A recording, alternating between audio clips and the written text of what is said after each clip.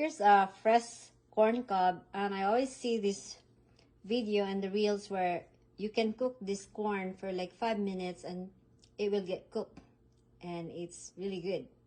Well, this is a good way because you don't have to cook a whole bunch, you know, if not everybody wants to eat corn. So one at a time cooking is a good idea. So let's try it.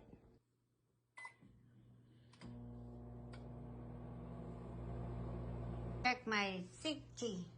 She ate some chicken, so that was nice. So it's time for me to take care of myself. Waiting for my corn. It's done.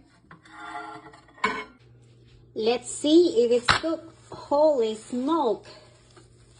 It is cooked. Look at that. Ooh, that's hot.